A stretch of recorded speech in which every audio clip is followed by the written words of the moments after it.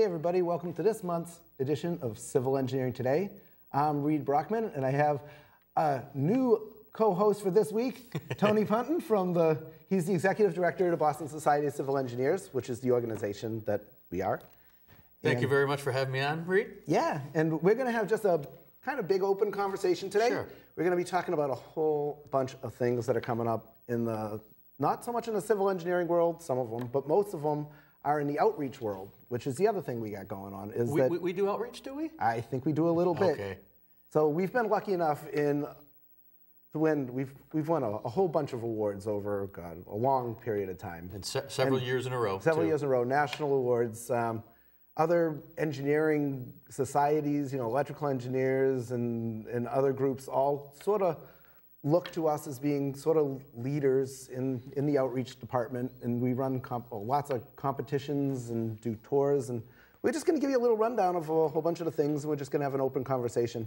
But that's not all the Boston Society of Civil Engineers is about. And Tony is our executive director, and we're going to talk also a little bit about all the things that I think that the civil engineering world doesn't always get understood, and that's sort of why we kind of exist in the first place. Yeah. Is besides trying to help the people who are members that are civil engineers themselves for the most part, and not all civil engineers, but for the most part. One thing I'd like to begin with, Reed, and I'd like to say something that you won't say, is that, as you said, we've won several awards for outreach on a national level from BSCES, our parent organization. But I have to give you credit and you thanks for organizing and running all of those events and all of those programs. I know that as you work your way up within the ranks of the Boston Society of Civil Engineers, you're going to kind of relinquish a little bit of the control as best you can. But you are the main reason, the cog in the driving force of it. And I can tell you that I've been around the country meeting with ASC people, and they all know Reed Brockman, the Energizer bunny from the Boston Society of Civil Engineers that does all that outreach stuff. So on behalf of the Boston Society of Civil Engineers, thank you very much. Oh, thanks, Tony. No, I'm serious. Thanks, man. But anytime. Yeah. But I'm not alone, and there are a few people that I do want to. It's funny, we never name drop on the show, but we're going to do it today. Yeah. I really want to call out Michelle Jose, because Michelle is getting a national award from the Boston Society, not from Boston, from the American Society of Civil Engineers. Yeah. National. She's going to get that down just coming up in like 3 or 4 weeks down in Rhode Island. Yeah. And this is for being an outstanding citizen. This is a citizen award. She just does incredible things. And it's funny because if she was on the show today, she would run away at the mention of it. She does not want credit at all, and that's why this is good that she's not here, that we can actually praise her a little bit. Michelle's a great young engineer, and in addition to that, she's in addition to helping out her company, Greenman Peterson, she's done a tremendous amount of work on all the outreach committees, and she's following your footsteps as best she can. She's got the energy and the spirit. She's got more energy than me. Oh, yeah, she does more. And that's tough to do, but she does have more energy. And Michelle is great, and I really enjoy working with her. And I always know that if I need something, call her, she gets it done. So it's great. And another person that she's been, of course, she's the co-host of the show that deserves all the credit in the world is Anna Cristina Fragoso. Yeah. I know that people have seen her on the show month after month, and we've been doing this since 2005 or 2006 or something like that. It's been a long time. But on top of that, and she's been on since the very beginning of the show, that's not all she does. She runs the Model Bridge competition this year. Mm-hmm. She's actually the chair of National Engineers Week for New England this year, which is a big piece of work to take on. And I think people don't realize that that's all volunteer. Right. She's not paid to do that. She finds her own time and her own energy. Plus, that's in between traveling to Miami on one of the projects she's working on for PB. So she has a real job. In South Carolina. She's doing all over the place. Yeah, and she's great. And she's always there. Send an email out, no matter what time of the day or night, she responds. So she's another young individual who they make up. Their spirit is what makes up all the outreach that we do. Yeah, and of course Karen Fung and Alex Bonner, and Mike Sullivan, Mike Sullivan, Alicia DeCecca. I'm trying to drop in everybody's name that I can in one shot, but there's a whole bunch of people, and this is something. It seems like in the civil engineering world we really take a lead in it. Why do you think that why do civil engineers really? Why do we give all our Well, I know. And I don't want to. And you also, Tony, for years and years, you've been very active in the American Society of Civil Engineers. You've been the head of the New Hampshire section, and that's really why we brought you down to Massachusetts to really help us out. Yeah. Well, I think civil engineering and what we do as civil engineers is the built environment. If we want to talk about what civil engineers do, and people can see it. People can see roads and bridges and dams. I mean, I think every kid, I know when I was a little kid, go down the lake, you dig out a hole in the sand, you fill it with water, you make your dam, you kind of crack the dam, let the water run down. It's all civil engineering. So I think that kids, younger kids, gravitate towards stuff that you can do, physically do. And I believe that civil engineering, computers you can program and you can, do games, but the physical construction, you're going to talk about your model bridge contest, right, and, and all of the physical attributes that young kids like to do, erector sets or Legos. It's all civil engineering. So I think that, and I know that me personally, my father's a civil engineer in construction, and we used to go somewhere and he's like, hey, you see that water tower? I worked on that water tower. Yeah. So that's, we as engineers are proud of what we've done, and we want to show the bridge tours that you give. You inspected those bridges, and you tell people how they're built. I've designed things on all those bridges. There you go. So yeah, I think you're right. It's the stuff really. It's and not only that, but we never do small things. They're always big things. Well, we like to think they're big and important. No, I don't mean big. Right, we like to think they're big and important, but of course they are important, and we got to tell everybody that. But they're also usually big. Yeah. I mean, like wind turbines, dams. Yeah. We're not usually making things that are there's no microscopes involved in civil engineering. This is true. Except this for is true. The chemical side where they're like cleaning the water. You're right. What we do is tangible, and that's what people say. What does a civil engineer do? And I say, look around you. Anything that you can see that's built, we had a hand in. Now, this building that we're in, old building, is a great example because a lot of the steel is exposed. A lot of the connections and rivets and bolts and the cantilever stuff that you see all the time underneath bridges. That's what civil engineers do. Anything that can be seen is stuff we've had a facet in. And a lot of the stuff that can't be seen, we've talked about this before, water and sewer, stuff below the ground that can't be seen. We've had a huge hand in, and the easiest thing to see is roads and bridges, to tell you the truth. But this building is actually a good point. I don't know if everybody knows where this building is, but this is in Eggleston Square. Yep. And this is it used to be a power station for the Orange Line. Yeah.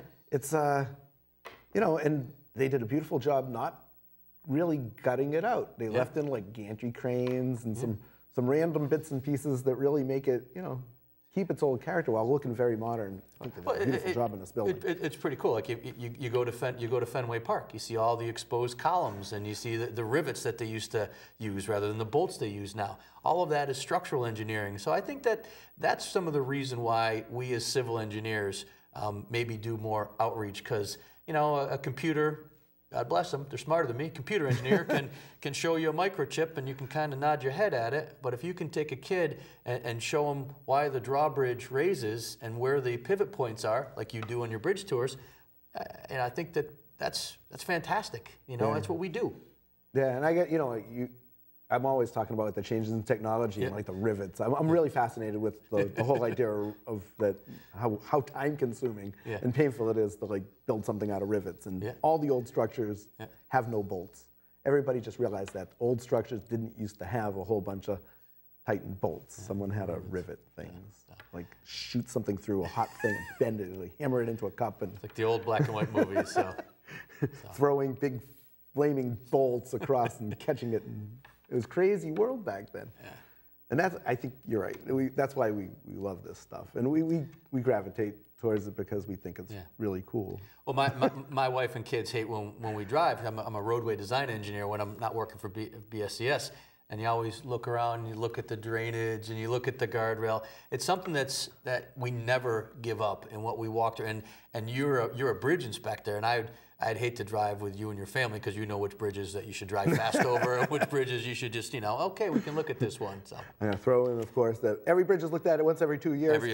And if there's anything wrong, we look at it every 1 year, and sometimes even more, and we fix everything that's really bad. So everybody, don't worry. Don't worry. Sorry about that. But that brings us, we mentioned that there's a whole bunch of contests coming up. Yep. And we're talking about bridges, and this is like high bridge season because we've got the model bridge contest that's deep into it. It's a little too late to join in probably now because it's going to happen in only 3 weeks. But the day before the Super Bowl at Northeastern University in the Curry Student Center, so this is down at the bottom floor of the Curry Student Center. So if you're walking by those windows down where the food court is, you can see it. Stumble on in because it's free to enter. It's free to watch this thing. And basically, teams have been working for a good long time, making bridges out of styrofoam insulation with manila folders, which is a crazy material this year. And they're making all kinds of structures, and we're going to be loading them up with weights and watching them smash. And there should be, we actually don't ever have a clue how many models are going to actually show up. But we know that there's something like 25 schools, wow. And we could have 30, 40 models. One of the things that I love about kids contests or contests that kids have is that, unlike you and I, who are older and who have been around, we have a preconceived notion of what a bridge should do. Oh, no, right. This is what you do. These kids have no limitations. And it's that type of no limitations where they come up with the craziest things. They may look great, won't hold a dime. They may look ugly, and they can hold a couple 100 pounds.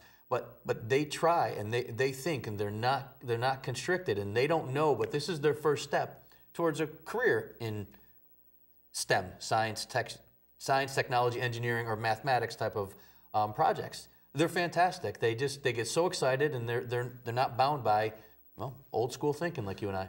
Yeah, it's funny because when we mentor in the contest, this is like one of the things we got to battle within ourselves to make sure we don't do, because we have these. We just got to know, okay, just be quiet. Just be quiet. Just be quiet. Let them do it. If there's something wrong with what they're doing, we got to let them figure it out for themselves. We can't tell them this is good, this is bad. There might be something that we've never thought of in here that's wonderful. There could be something great. Yeah.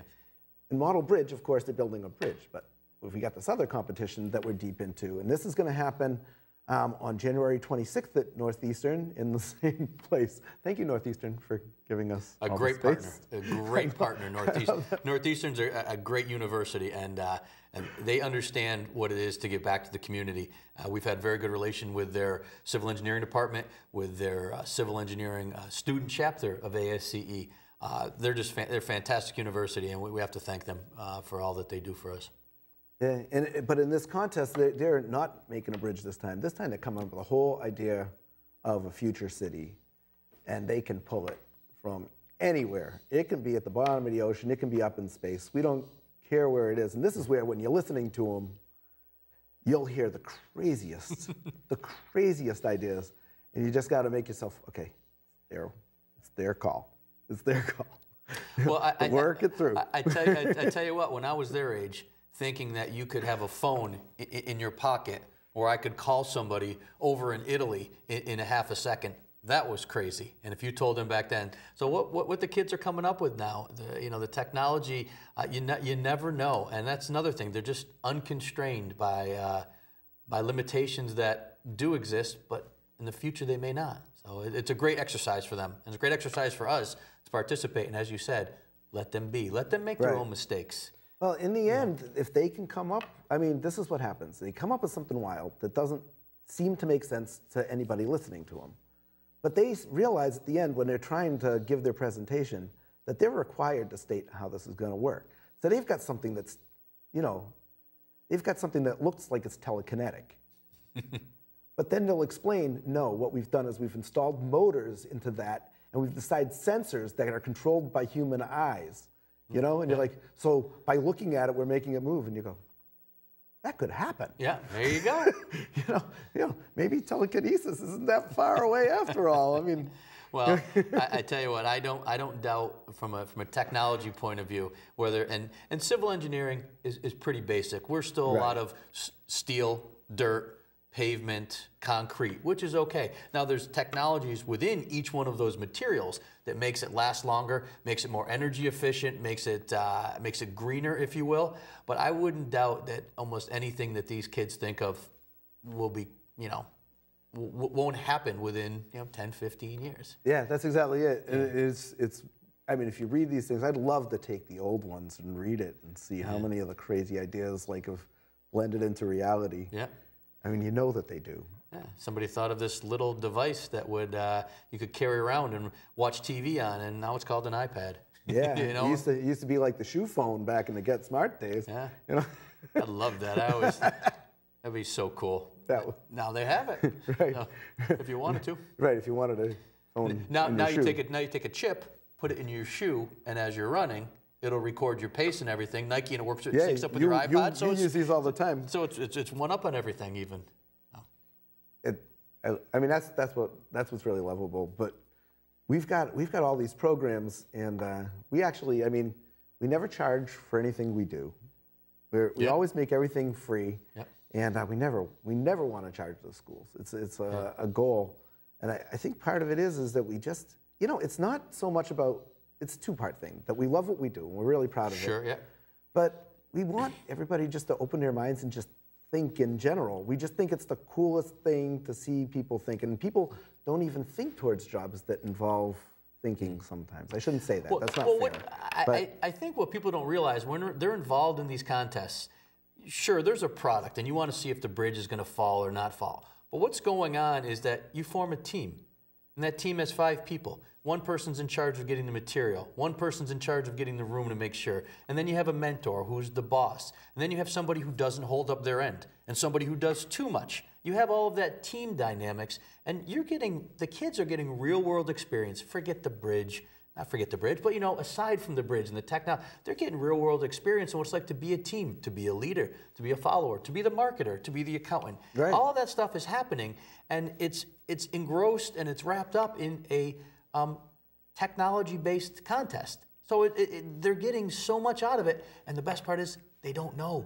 No, they're just having a good time. Don't tell them. They're just having fun. Yeah. Right. We'd never tell them. No, don't educational. Don't tell them it's educational, and they're going to use these skills the rest of their life, and they'll be one up on their people they graduated with because they know more stuff. So. And just being the public, just they're speaking in public. They're taking thoughts, and they're telling people. Mm-hmm. They're communicating them, and they're communicating them. They're surrounded by people that, you know, we've got, you know, the suburban schools. We've got City of Boston, City of Worcester, Brockton coming in.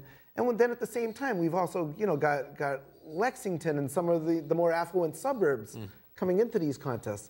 And the beauty and the diversity and that every team comes to appreciate what every team has done. Mm-hmm. And that there is nothing gets judged by any kind of basis of, you know, there's no boy-girl difference. There's no inner city versus suburb. Mm-hmm. It's all, everybody's excited about each other's everything. And the teams, I don't feel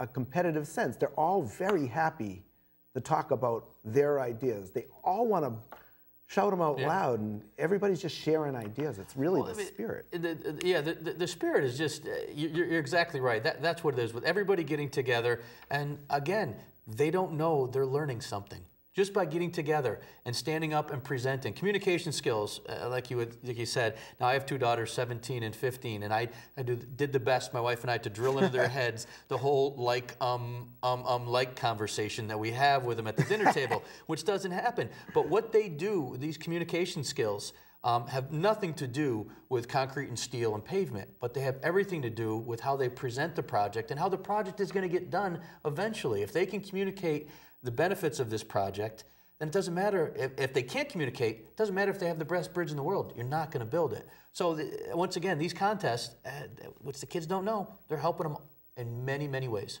So. Right. So at this time of the year, of course, we've got a couple things going on. Not only we want to tell the whole world about what's happening, and we want people to watch these contests. We want kids to enter them. There's a contest that starts next week. And you go to engineeryourfuture.org, www.engineeryourfuture.org, and there's a new one starting up called the Online Bridge Design Contest. This one, it's designed by Colonel Stephen Ressler at West Point. It's a nationally run contest through him, and we run our own local contest within, and then the top 10 teams that are over 13, top 10 under 13 get invited to a banquet. Lots of prizes for everybody, lots of fun.